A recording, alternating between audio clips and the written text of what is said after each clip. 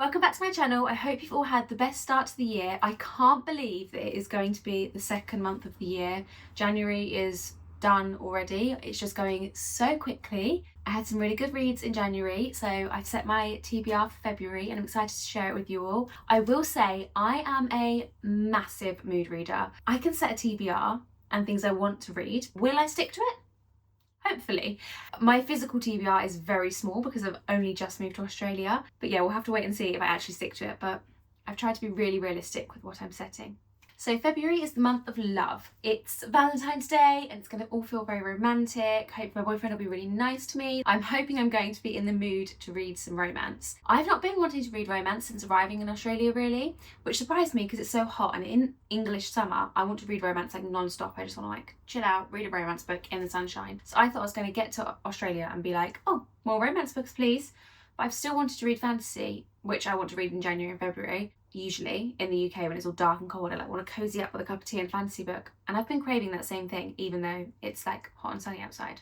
Yeah, strange. Anyway, because it's February, I want to read some romance books. The first romance book I've put on my TBR is The 7 Year Slip by Ashley Paston. I can't believe I haven't read this yet. I've had it on my Kindle for a while. I bought it when it was on 99p Kindle a few months ago, but like everyone has been talking about this book for 18 months. People love it. It's so recommended. So I feel like it's time I read it. It needs to be done. If you're like me, a very small part of the population that hasn't read this book, it's about a couple.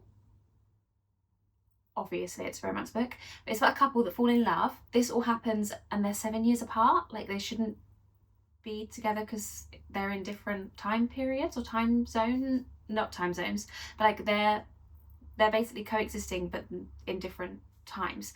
I don't get how that's going to work. I don't know how that even makes sense. Like even trying to explain it, I'm like, how is she going to break that down? But clearly she has. So I'm excited to see it. I don't think I've read anything like that before. The only thing it's given me reminds me of is like The Time Traveler's Wife, which I've not read, but I've seen the film. Yeah, I'm excited to read that. So the next book I have is another romance. It's the second book in the Windy City series and it's called The Right Move by Liz Tomford. I really enjoyed the first book. It was a good read. I think this one is actually preferred by a lot of people, so I'm excited to get stuck in. And it's about Indy and Ryan, who we meet in the first book as side characters. They're like the main character's friend and the main character's brother. And there was definitely some like tension and some vibes between them in the first book, and like you could just tell when reading, you're like, there's going to be a story about them. So that made me very excited to read it. I then looked up about the book and it's a fake dating trope, which I don't love. I'm not keen on fake dating tropes. A lot of the time when they're done, they don't feel that realistic. Like how often does your friend come to you and say like, I'm in a fake relationship?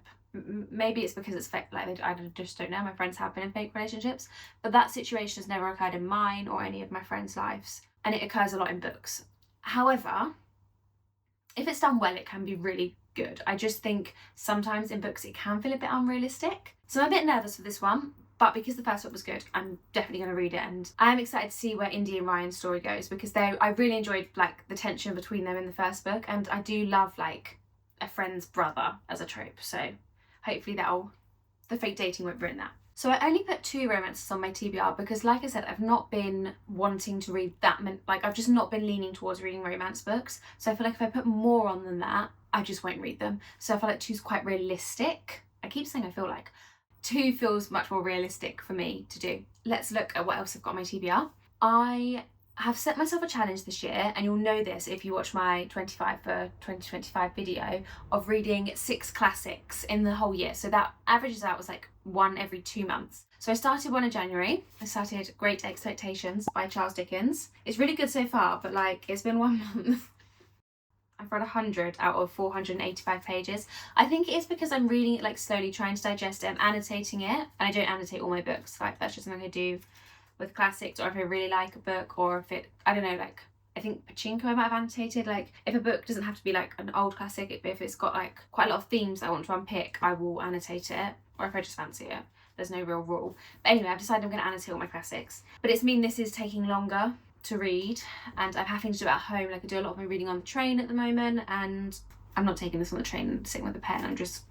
The line will go all squiggly and I won't be able to deal with that. So yeah, I need to prioritise this for February and try and get it done because it's the start of the year. I want to be on top of my reading goals. So next up on my TBR, we have Harry Potter and the Goblet of Fire, which is a reread. I'm just rereading the whole Harry Potter series. I did the first 3 in September, October, and then I just never really got around to reading the 4th one, which is surprising because the Goblet of Fire is like my favourite Harry Potter film. I think it is my favourite Harry Potter film. I find picking one like the hardest commitment. Overall, the one that seems to be my favourite most of the time is Goblet of Fire. So I'm going to reread that next month and continue with the Harry Potter series and hopefully get them finished by the end of the year. I wanted to reread all of them in 2024, but didn't happen, so let's do it this year. I'm also going to read another fantasy next month, or like, I know I'm going to read this one because I read the first one in January and loved it. Anyway, I haven't even told you the name of the book. Next up on my TBR, we have The Ashes and the Star-Cursed King by Carissa Broadbent. I think that's what it's called. The Ashes and the Star-Cursed King is the book title. This is what it's called. This is the second book in a duology. I read the first one in January and it was so good. The first one's called The Serpent and the Wings of the Night. I was just surprised by how much I loved it. It took a while to get going. It's about like an enemies to lovers vampire romance, and there's this girl and she's a human and she has to enter these trials because her dad is the king of the vampires. It's very like Hunger Games-esque, and she has to enter these trials and she's like trying to prove herself, and yet then she like ends up in this weird like living situation and there's like her arch enemy there. And I don't want to say any spoilers, but like the twists at the end, like the first 50% was like good, and then it got like, I was like, oh, I'm really enjoying this, and then like the last 25% was like, what is going on? Like I just couldn't have predicted how it's going to go, and I love that. Like I like it when a book takes me by surprise and then ended on a massive cliffhanger. So I will be reading that in February because I want to know what happens, and the book's already out. We love that, and I really do think it's just the duology, which means then I can just be like, started a series, finished a series. That never happens. That never happens. I've literally now just got so many series in my head that I just need to finish. So another challenge I'm doing this year is I'm trying to read 1 non-fiction book a month. That I feel like is quite realistic, but I do think some months I read like 3 non-fiction books and then I won't read one for like 3 months. So I'm just trying to be quite conscious about consistently reading them. This month I'm going to read Women Living Deliciously by Florence Given. I loved Women Don't Know You Pretty. I just loved it, and I've just I feel like I can't speak because I'm just looking at this book. Like, it's so pretty. I literally picked up the physical copy today, and it was really important to me that I had a physical copy because Florence Given is an artist as well and an illustrator as well as being an author, and she does, I'm trying to find a good example for you, but she does illustrate her books so beautifully. Like, even just like that, like, it's so pretty, but there are actually actual illustrations here. There are so many and I can't see them. Here's one. And I used to actually have some of her art in my London flat. Obviously I didn't bring it up to Australia with me, but maybe I will one day. Look how pretty it is.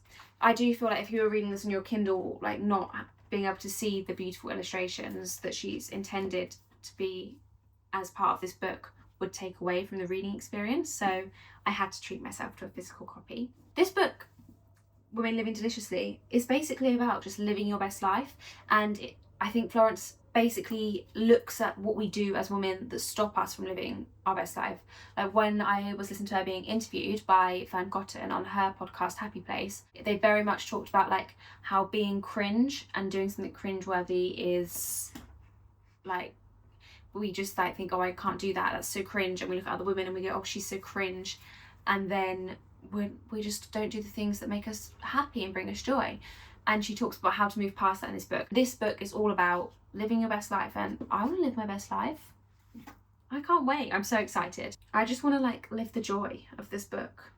So my final book on my TBR for this month is The Kite Runner by Khaled Hosseini. I hope I've said that right. I had this book, like I actually bought a copy of this book like 6 years ago when I was at university and just never got around to reading it, which is a shame. But I got to Australia and found a copy in charity shop, and I was like, it's a sign, I need to read it. I always see this recommended as well on Facebook and on Instagram, just as such a heartbreaking and emotional story. From my understanding, it's about a little boy in Afghanistan and his friendship with his father's servant's son, I think. and their friendship, and it's very much about their relationships with their fathers.